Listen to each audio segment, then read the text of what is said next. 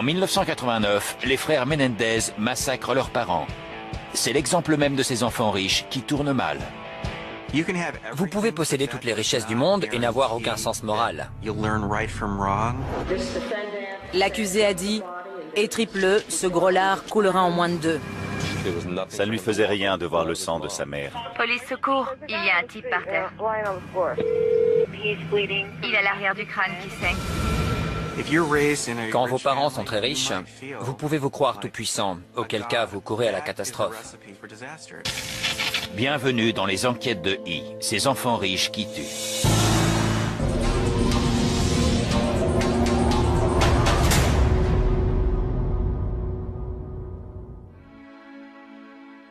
Daphné Abdella ne naît pas avec une cuillère en argent dans la bouche. Mais en mai 1982, elle est adoptée par des parents fortunés.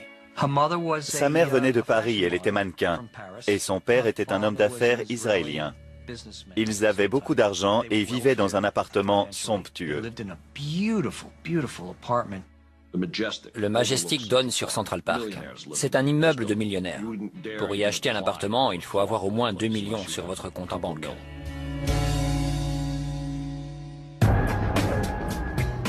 Malgré tout cet argent, Daphné s'attire des ennuis. Ils avaient beau la couvrir de cadeaux, elle a commencé à boire et à se droguer très tôt. Elle est partie en cure de désintoxication alors qu'elle n'avait même pas 15 ans. Et elle s'est fait renvoyer de Loyola, un lycée jésuite très prestigieux. Il n'y avait que son avis qui comptait. Elle se fichait des autres. De toute évidence, cette gamine a des problèmes.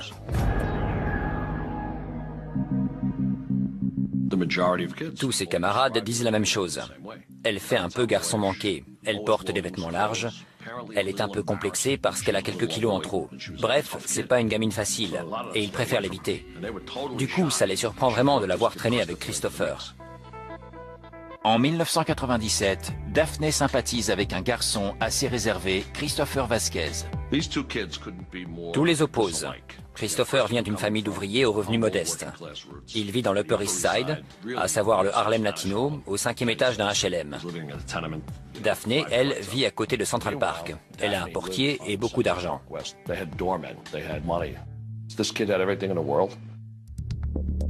Les deux adolescents se retrouvent souvent l'après-midi pour traîner en ville et faire du roller dans Central Park. C'est d'ailleurs le cas le 22 mai 1997. Mais ce soir-là, selon les rapports de police, Daphné ne rentre pas chez elle. À minuit 49, Angelo Abdella décide d'appeler la police. Son père se fait un sang d'encre parce qu'elle est introuvable. Le père accueille les policiers dans l'entrée de l'immeuble. Le portier leur indique alors avoir vu Daphné dans la buanderie. C'est donc là qu'ils vont la chercher. Ils trouvent Daphné et Christopher nus, en train de se nettoyer près d'un évier parce qu'ils sont couverts de sang.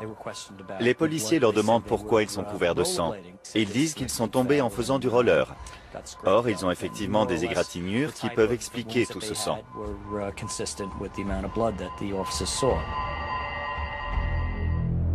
Pour la police, l'affaire est close. Daphné remonte chez elle et la mère de Christopher vient chercher son fils. Mais une demi-heure plus tard, les secours reçoivent un appel étrange. Une jeune femme prétend avoir aperçu un corps dans le lac de Central Park. Bien entendu, le standard affiche la provenance de cet appel. Les policiers sont étonnés de voir l'adresse qui s'affiche. C'est à l'angle de Central Park West et de la 72e rue. Et c'est le même nom que la disparition signalée un peu plus tôt. Une sacrée coïncidence. C'est Daphné qui vient d'appeler les secours pour leur indiquer qu'il y a un corps dans le lac de Central Park. La police retourne donc au Majestic. À ce moment-là, l'adolescente de 15 ans les mène à un belvédère au bord du lac et leur montre un corps. J'ai été inspecteur pendant 20 ans et je n'oublierai jamais cette affaire. Le corps était mutilé. Le visage était lacéré de la bouche aux oreilles. On lui avait coupé le nez. Il ne tenait plus qu'au cartilage. Il avait reçu des coups de couteau à la poitrine. Il avait le poignet presque sectionné, le ventre ouvert et les intestins qui pendaient. Bien 6 mètres d'intestin. C'était un crime violent, brutal. et plein d'animosité. Selon les rapports de police, Daphné se met alors à crier « J'ai essayé de t'aider, je t'ai fait du bouche à bouche ». Les policiers décident d'emmener la jeune fille au poste pour l'interroger. Elle accuse alors Christopher d'avoir poignardé la victime. Je suis persuadé qu'elle savait ce qui s'était passé. Elle donnait des détails très précis. C'était évident qu'elle avait participé au crime. En mai 1997, l'agent immobilier Michael McMorrow est poignardé dans Central Park. Deux adolescents de 15 ans, Daphné Abdella et Christopher Vasquez, sont accusés du meurtre. Un commentaire? Fichez-moi la paix. Ces mutilations étaient très brutales. Et ça semblait incroyable que des adolescents soient capables d'un tel carnage. Christopher et Daphné plaident tous les deux non coupables. N'oubliez pas qu'il s'agit d'une adolescente qui est morte de peur. Elle est très jeune et c'est terrible d'être accusée d'un crime horrible que l'on n'a pas commis. Selon les proches de Michael McMorrow, celui-ci avait l'habitude d'aller à Central Park les jours fériés. Il jouait au softball. Il sortait du boulot côté ouest du parc. Il se rendait aux Strawberry Fields, où il retrouvait les mêmes amis depuis 20 ans. Il buvait un coup avec eux, puis traversait le parc pour rentrer chez lui, dans l'East Side.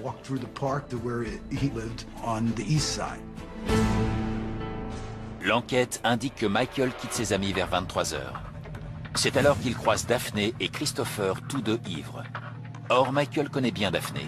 Ils vont aux mêmes réunions des alcooliques anonymes. Ils décident donc de prendre un dernier verre ensemble. Ils s'installent sous le belvédère, face au lac, et ils boivent des bières. À un moment donné, on ne sait pas trop quand, Daphné raconte que Michael l'enlace et qu'ils commencent à s'embrasser.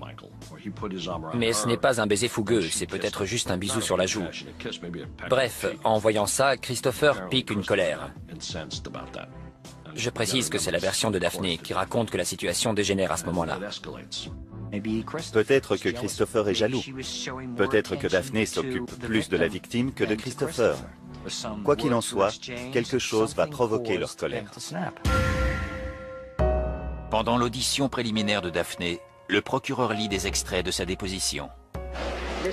L'accusé déclare avoir dit à Chris, le co-accusé, « Étripe-le, ce gros lard coulera en moins de 2. »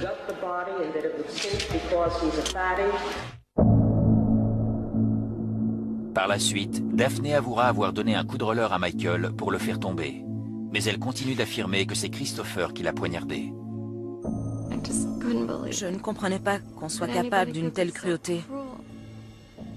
Pour moi, c'était incompréhensible.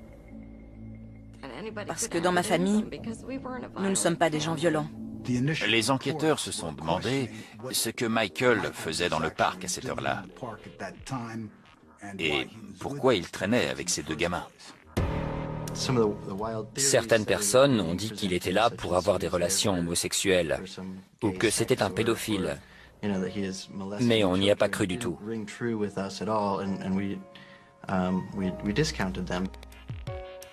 On se fichait de savoir le pourquoi du comment et qui l'avait tué.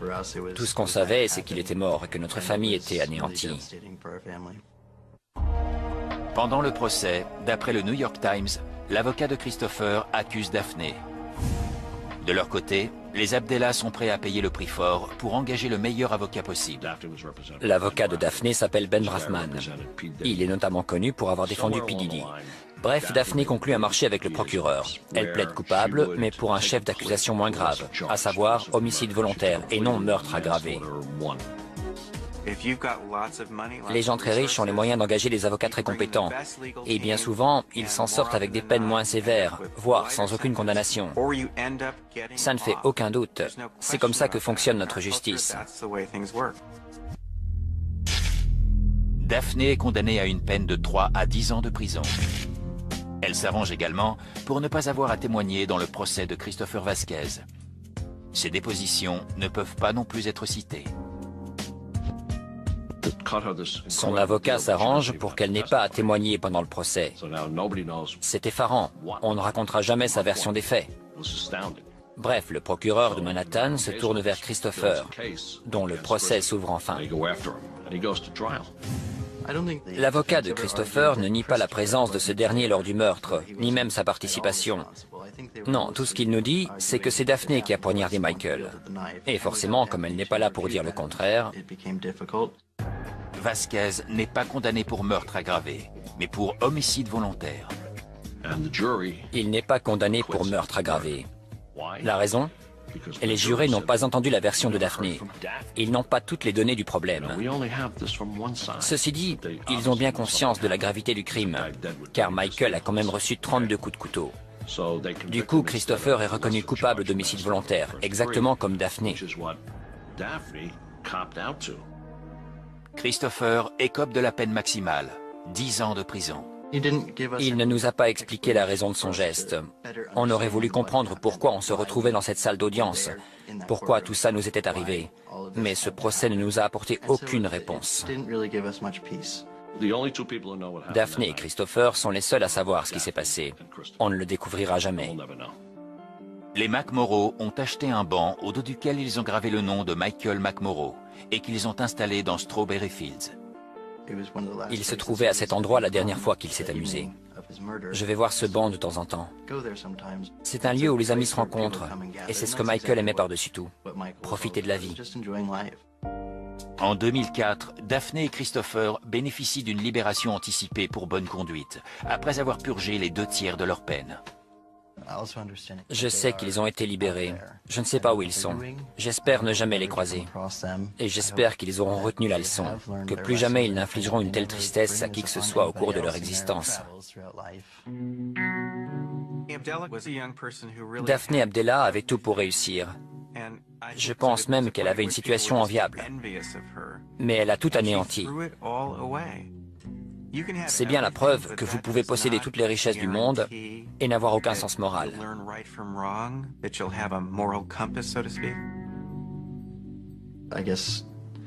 À l'époque, j'avais des idées bien précises à propos des meurtriers, mais cette histoire m'a fait changer d'avis.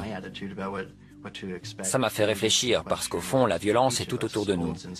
N'importe qui peut être un meurtrier.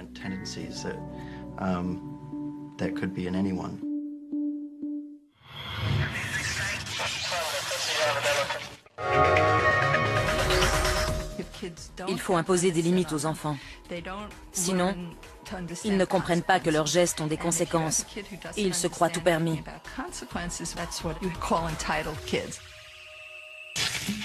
Au début des années 1980, l'homme d'affaires Dale Ewell fait fortune dans la vallée californienne. Dale était parti de rien, mais il avait bâti une société d'aéronautique qui était devenue une grande entreprise. Ewell et sa femme, Glee, ont 2 enfants, Dana et Tiffany. Ils vivent dans la banlieue huppée de Fresno. Dale était ravi d'avoir une fille et un fils. Pour lui, c'était la famille parfaite. Il était fou de joie. D'après l'oncle de Dana, ce dernier était un enfant étrange. Il parlait comme un adulte.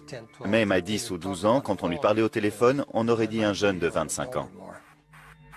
Grâce à l'argent de ses parents, Dana fait toujours bonne figure. Un jour, il a embouti sa Mercedes, mais Dale lui a racheté exactement le même modèle pour que personne ne soit au courant. C'est la chose à ne pas faire. Ils se disent, quoi qu'il arrive, leurs parents les tireront d'affaire. Et ils se croient tout permis. Il avait tout l'argent qu'il voulait. Il allait au lycée en costume Armani. C'était ses 2 obsessions, l'argent et le pouvoir. Même ses prétendus amis le disaient. Dana était très avide de pouvoir et d'argent. En 1990, Dana part étudier la finance à l'université de Santa Clara. Il y fait la connaissance de Monica Zent, elle-même étudiante. Au printemps 1992, leurs parents se rencontrent le temps d'un week-end dans la résidence de bord de mer des Ewell, près de Monterey. Le samedi soir, ils ont dîné ensemble.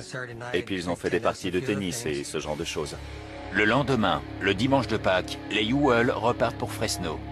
Quant à Dana et Monica, ils passent la soirée avec les parents de cette dernière avant de retourner à Santa Clara. Mais le lundi, quand l'employé de maison des Ewell vient travailler, elle fait une découverte macabre. Dale, Glee et Tiffany sont tous les 3 morts, abattus de plusieurs balles. Il s'agit vraisemblablement des Ewell qui habitent dans cette maison.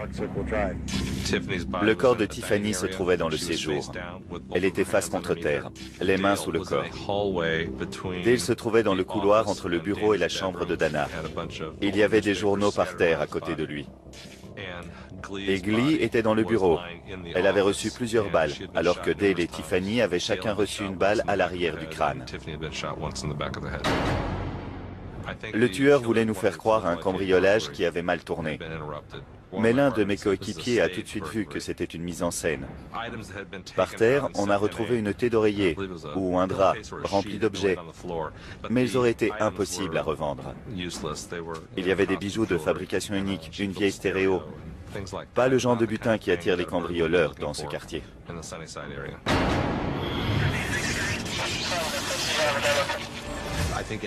D'habitude, après un crime de cette violence, les gens ont toujours peur qu'il leur arrive la même chose. Mais là, quand on écoutait les conversations, c'était toujours la même question qui revenait. Où est Dana ?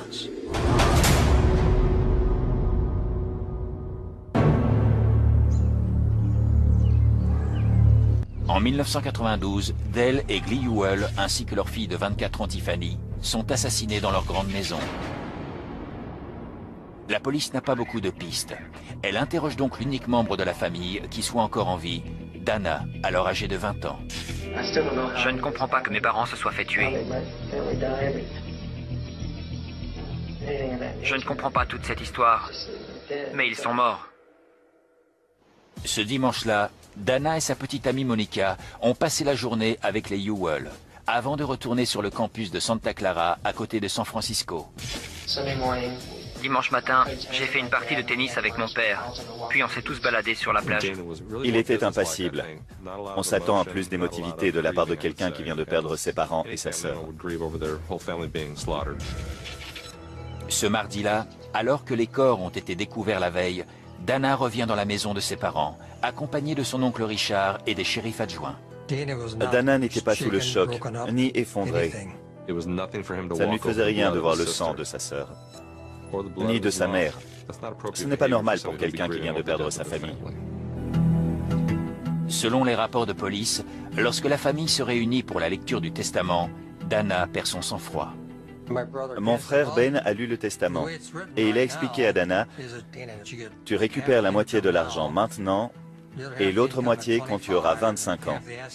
Puis tu hériteras de la moitié des biens à 30 ans et du reste à 35 ans. Dana s'est levé d'un bond. Il était furieux. Pourquoi mon père aurait fait une chose pareille? Ça n'a aucun sens. À ce moment-là, je lui ai dit, toute ta famille vient de se faire tuer et toi tu penses à ton héritage?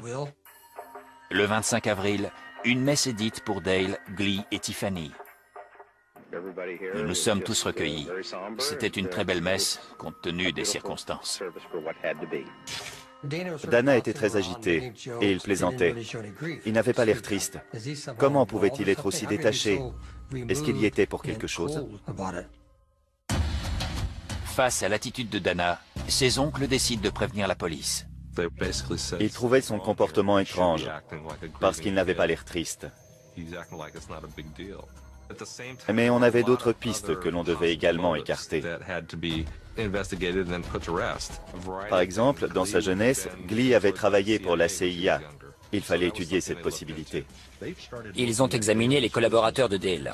Ce dernier était dur en affaires, donc professionnellement, ça ne devait pas toujours bien se passer. On a fouillé toutes ces pistes au maximum, mais en fin de compte, on en revient toujours au b.a.-ba de l'enquête criminelle. À qui profite la mort de ces trois personnes? La réponse est évidente, à l'unique héritier encore en vie, Dana.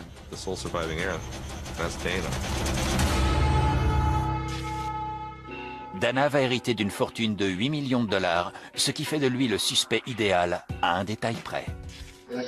On s'est regardé et on s'est dit qu'il fallait qu'on prenne la route. Donc on est reparti vers le campus. Le soir des meurtres, Dana se trouve avec sa petite amie à plus de 200 km de Fresno. Il avait un alibi en béton, parce qu'il était à des kilomètres de là. Mais la police continue d'avoir des soupçons. Tout pointait vers Dana. Alors comment avait-il fait? Puisqu'il n'était pas sur place, il avait dû engager un tueur. Les enquêteurs décident de faire des recherches à Santa Clara. Là, ils trouvent un article récent consacré à Dana. C'était dans le journal de San José.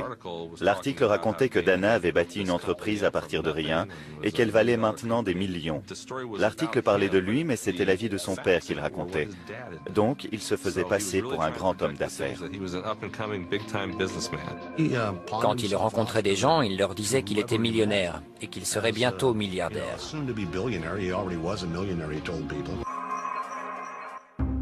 Mais ce n'est pas tout.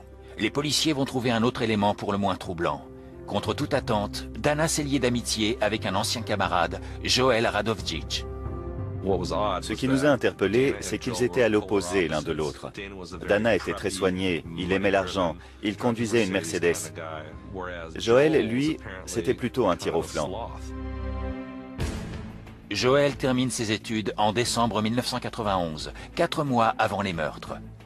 Au moment de l'enquête, il habite dans la banlieue ouest de Los Angeles où les policiers vont l'interroger. La première fois qu'on l'a interrogé, Joel nous a dit qu'il ne connaissait pas Dana.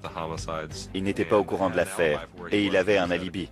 Il se trouvait au garage Amrix, dans le quartier de Reseda. Il était catégorique.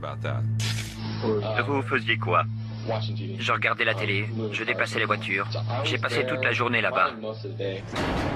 L'enquête indique qu'aucun employé du garage n'est en mesure de confirmer l'alibi de Joel. La police va donc le placer sous surveillance. Il a été vu chez Dana. Il a même passé la nuit là-bas. Puisqu'il prétend ne pas connaître Dana, qu'est-ce qu'il va faire chez lui? De toute évidence, il nous cache quelque chose. Les deux jeunes gens ignorent qu'ils sont sous surveillance. Ils ont été vus dans la même voiture. Puis ils sont entrés dans une banque et en sont ressortis très satisfaits. Les inspecteurs continuent de suivre Joel. On s'est aperçu qu'il apprenait à piloter un hélicoptère. Il s'est avéré qu'il payait ses cours avec des billets de $100 tout neufs. Où est-ce qu'il trouvait cet argent? À ce moment-là, Dana n'avait pas encore touché son héritage, mais il gérait l'argent de sa grand-mère. En effet, Dale et Glee ont placé $400 000 sur un compte pour la grand-mère de Dana. Il retirait régulièrement de l'argent de ce compte et quelques jours plus tard, Joel Radovjic payait une somme similaire pour ses cours de pilotage.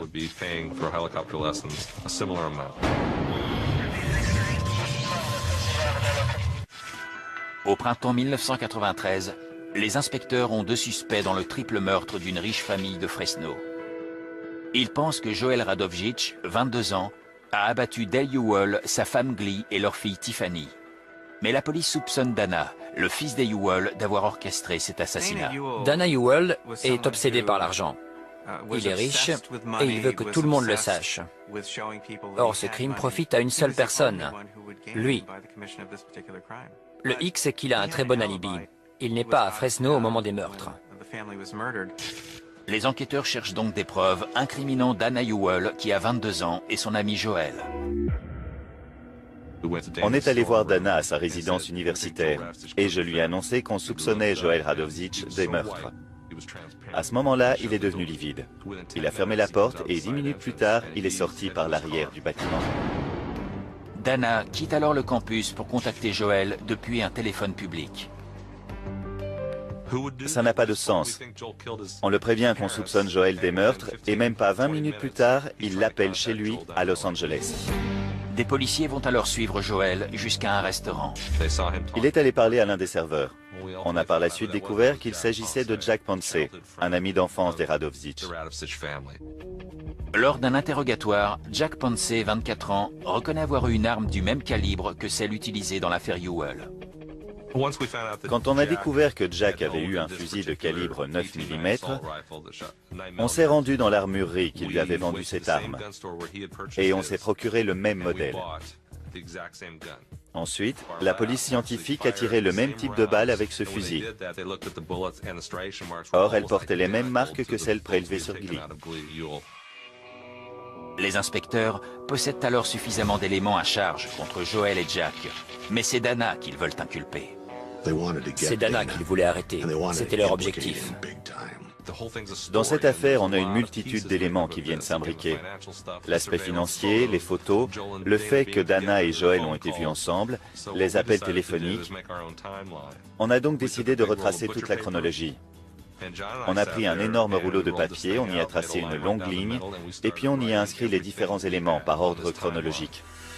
En mars 1995, presque 3 ans après les meurtres, le procureur émet un mandat d'arrêt contre Dana Ewell, Joel Radovjic et Jack Ponce.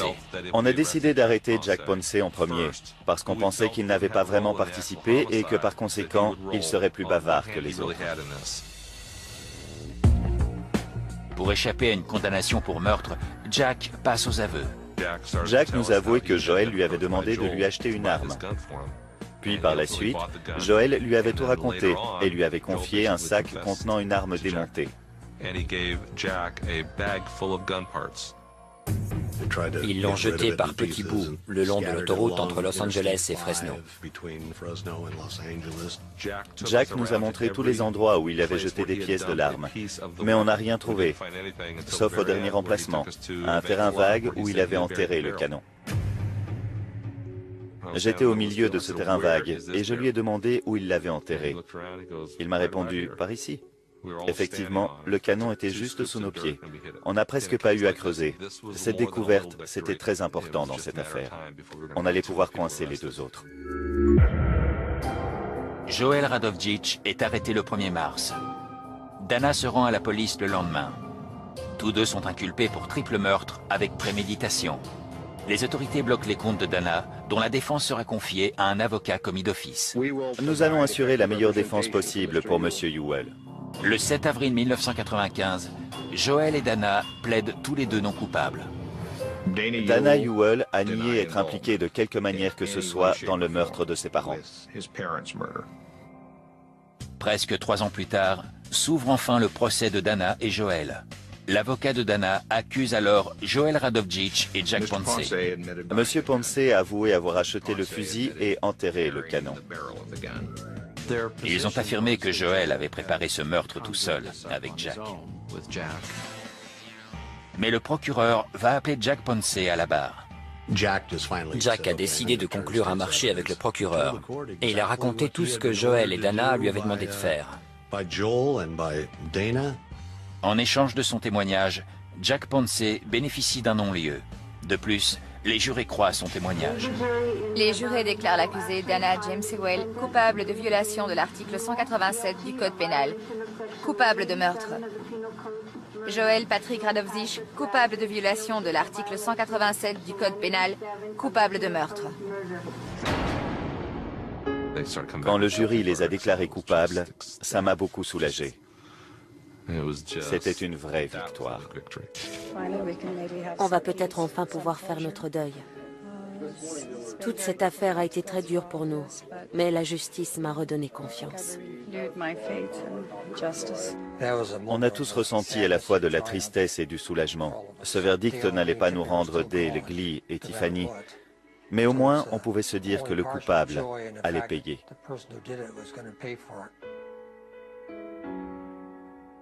À la lecture du verdict, Dana va s'exprimer pour la première fois depuis le procès. J'aimais mes parents et ma sœur de tout mon cœur. Nous étions très proches et heureux. J'aimerais pouvoir quitter cette salle et aller retrouver mon père, ma mère et ma sœur pour toujours. Dana et Joel sont condamnés à la perpétuité sans possibilité de libération anticipée. Ça ne l'a pas fait pleurer. D'ailleurs, on n'a jamais vu Dana Ewell verser la moindre larme. Enfin, peut-être que quand il a passé sa première nuit dans la prison de Corcoran, il a enfin pleuré. Contacté par notre équipe, Dana continue de clamer son innocence. Il déclare « La police a voulu me faire passer pour un fils avide de richesse et d'héritage, et elle a passé 3 ans à monter un dossier contre moi alors que je suis innocent. Par conséquent, le jury m'a condamné sans connaître tous les éléments de l'affaire. » L'argent peut vous monter à la tête. Et quand cela devient une obsession, on perd tout sens moral, même au point de commettre un meurtre. Et apparemment, c'est ce qui s'est passé ici. C'est particulièrement cruel de tuer une famille chez elle, de sang-froid, le dimanche de Pâques. L'avidité est un défaut terrible. Nous voudrions pouvoir remonter le temps et empêcher ce crime. Mais c'est impossible.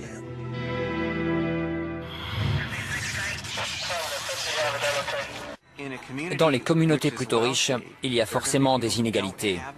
Quand on a moins d'argent et qu'on côtoie des gens privilégiés, ça crée des tensions. Or, ce genre de situation peut pousser les gens à des gestes disproportionnés pour montrer qu'ils sont puissants.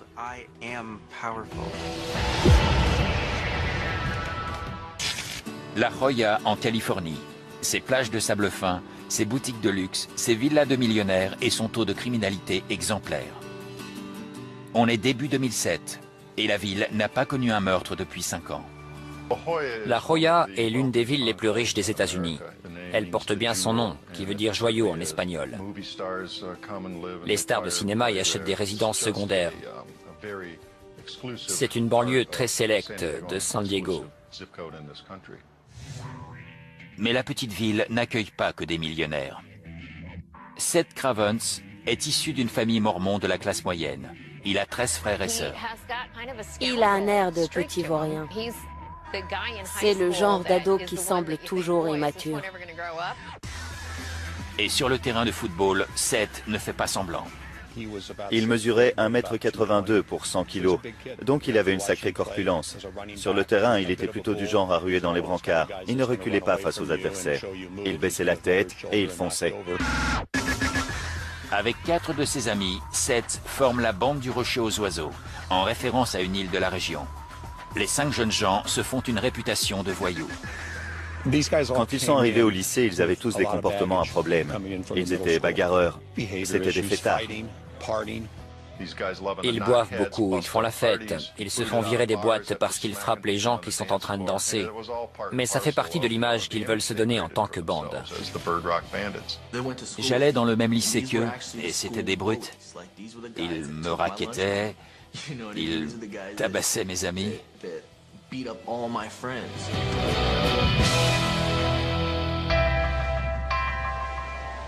Nigel Coanui vient d'Hawaï. En 1991, suite à un ouragan, il s'installe à La Joya avec ses 2 frères. Après l'ouragan, ma mère a voulu venir ici pour qu'on mène une vie plus confortable. Tout comme les Cravens, les Coanui ne font pas partie de la haute société.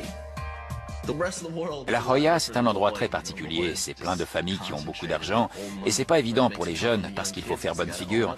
Vous avez des ados de 16 ans qui ont des BMW, mais nous, on n'a pas été élevés comme ça, on était très pauvres. Le cadet des frères Coanui est un prodige du surf. En arrivant à La Joya, il s'est dit « l'eau est pas très chaude, mais ça devrait le faire ». Il s'inscrivait à des compètes. Il s'était même dégoté un sponsor. Il adorait surfer et il allait bientôt passer pro. Pour moi, le surf, c'est une passion. Je t'assure, ce sera toujours ma passion. Et même si j'arrive pas à en vivre, j'arrêterai jamais. L'enquête indique que le 24 mai 2007, Emery, qui a 24 ans, emmène sa petite amie Jenny Grasso boire un verre au La Joya Brew House. Ce soir-là, Seth Cravens et sa bande sont également présents, comme le montre cette vidéo. Vive la bande du Rocher! Emery Coanui connaît toute cette bande, y compris Eric House, alors âgé de 20 ans. À un moment donné, ils se sont bousculés. Emery et Eric se sont tous les deux retrouvés avec de la bière sur leurs vêtements. On ne sait pas lequel des deux s'est énervé en premier. Mais toujours est-il qu'ils ont commencé à se disputer. L'un des videurs a alors demandé à Emery de sortir. Emery est donc sorti du bar, suivi de Monsieur House et Monsieur Cravens. Ils se sont mis à le provoquer alors qu'il se dirigeait vers sa voiture. Bref, Emery Coanui a rejoint sa voiture et Jennifer Grasso l'a ramené chez lui. Apparemment, pendant le trajet, il a appelé Monsieur House, donc la dispute a continué. Bien entendu, les 2 jeunes gens les ont rapidement rejoints et ils se sont battus.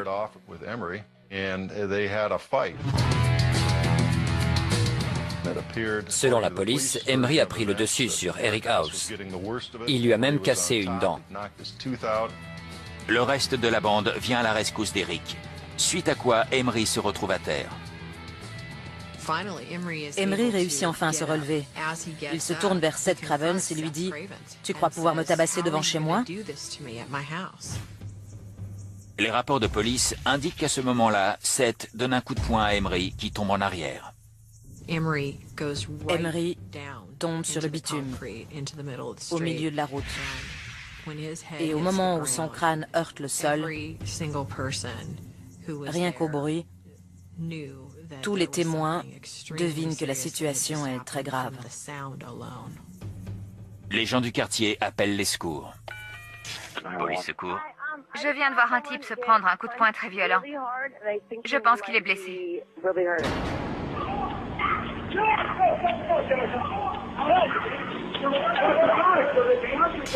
Police secours. Il y a un type par terre. Il a l'arrière du crâne qui saigne. Voyant qu'Emery a perdu connaissance, toute la bande s'enfuit, à une exception près. L'un des suspects est resté sur les lieux du crime, Eric House. Il semblerait qu'il ait perdu une dent pendant la bagarre. Et tandis que les autres prenaient la fuite, il est resté sur place, suite à quoi il a été placé en garde à vue.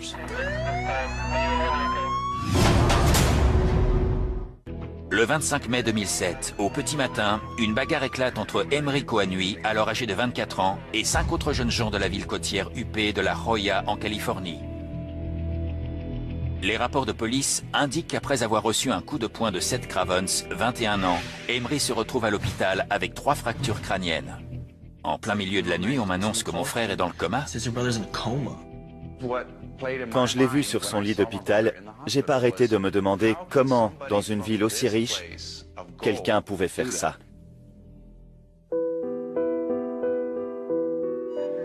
Emery subit une longue intervention chirurgicale. Mais il succombera à ses blessures 4 jours plus tard. Il souffrait d'un édème cérébral trop important. Alors les médecins ont dû le placer sous respirateur. Ses parents ont donc dû prendre une décision terrible. Mais comme il n'avait aucune chance de sortir du coma, ils ont décidé de le débrancher. Emery décède le 28 mai 2007. On a réexaminé les lieux du crime et on a réinterrogé les riverains. Seth Cravens est rapidement apparu comme le principal suspect. En effet, c'est lui qui avait frappé Emery, avant que ce dernier ne se blesse mortellement le crâne en tombant par terre. Mais les autres suspects étaient également impliqués, donc on les a tous arrêtés pour meurtre.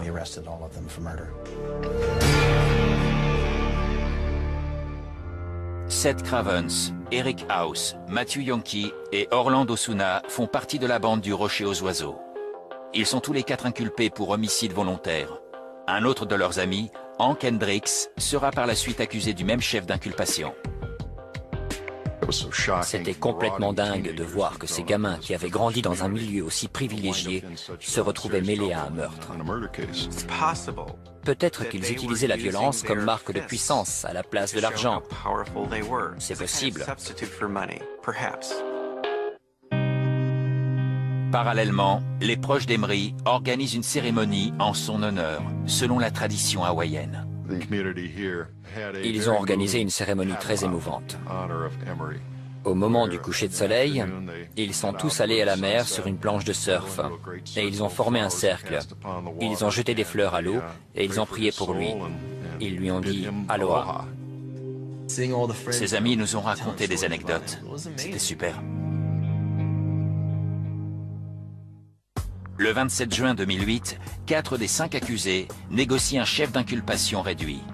Osuna, House et Yonke plaident coupables d'homicide involontaire. House et Yonke sont condamnés à 210 jours dans la prison de San Diego. Osuna, lui, écope de 349 jours. Quant à Hendricks, il plaide coupable de complicité après les faits, ce qui lui vaut 90 jours de prison. Les 4 peines sont assorties d'une mise à l'épreuve de 3 ans, mais Cravens, auteur du coup fatal, ne bénéficie pas des mêmes conditions. Il ne risquait pas de négocier avec Seth Cravens, il faisait une fixation sur lui. Le procès de Seth s'ouvre le 27 octobre 2008. Entre-temps, la police découvre qu'avec sa bande, il est impliqué dans d'autres altercations. Les médias ont beaucoup relayé l'affaire. Et du coup, on a commencé à recevoir une multitude d'appels de gens qui avaient été agressés par les suspects. Et puis, en réexaminant certaines plaintes, je me suis rendu compte que les agresseurs correspondaient à cette bande. En plus du meurtre d'Emery, Seth Craven s'est retrouvé accusé de 10 agressions supplémentaires. L'argument du procureur, c'était que ses penchants pour la violence indiquaient un comportement malveillant. En fait, pendant le procès, on a cherché à déterminer les intentions de Seth Cravens au moment où il a porté le coup fatal. Or, c'était un geste impulsif. Il n'avait pas l'intention de tuer la victime.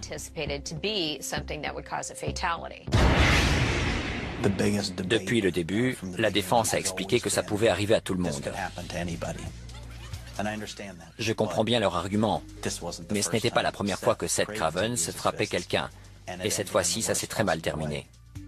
Les jurés ne risquent pas d'éprouver de la compassion pour lui. Un jeune homme a été tué, ses proches sont dans la salle, et les accusés sont des délinquants notoires.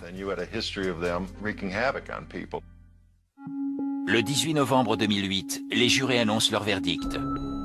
Seth Cravens est reconnu coupable d'homicide volontaire et de 7 autres chefs d'inculpation. Le jeune homme de 23 ans est condamné à 20 ans d'emprisonnement.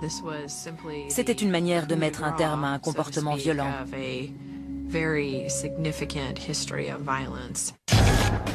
En décembre 2009, les autres condamnés bénéficient d'une libération anticipée.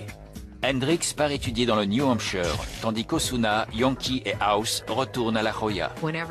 Quand on est condamné à une période de mise à l'épreuve, il y a un certain nombre de règles à respecter. En l'occurrence, les condamnés n'avaient pas le droit de se fréquenter, ni de se rendre dans les lieux qui vendent principalement de l'alcool. Or, un soir, Jenny Grasso, notre principal témoin dans l'affaire du meurtre, retrouve des amis dans un bar pour fêter un anniversaire. Et là, elle aperçoit 2 des condamnés, l'un à côté de l'autre. C'était contraire à 2 des conditions de leur mise à l'épreuve. Alors Jenny a prévenu la police.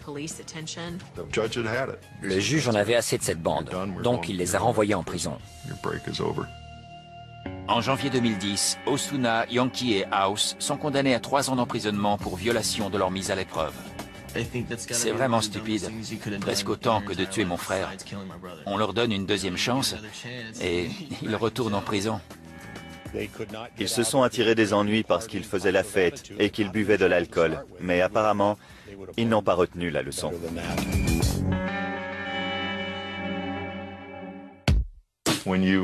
Quand on est confronté à ce genre de comportement anormal, violent, haineux et malveillant, on cherche une explication.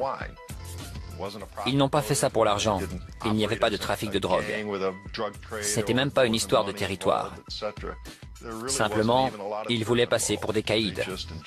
Et ils aimaient la sensation que leur procurait le fait de frapper quelqu'un au visage. C'est la seule raison.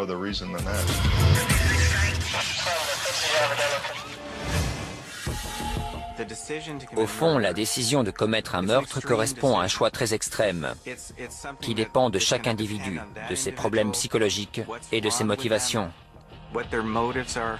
Mais en fin de compte, ce n'est jamais l'argent qui provoque ces meurtres. Ces gestes sont dus à une erreur de jugement infinie. Donc en théorie, ça peut arriver à tout le monde. Ce qui est intéressant dans ces affaires, c'est que même des gens très riches peuvent succomber à cette erreur de jugement et prendre cette décision extrême, qui conduit au geste le plus horrible qui soit.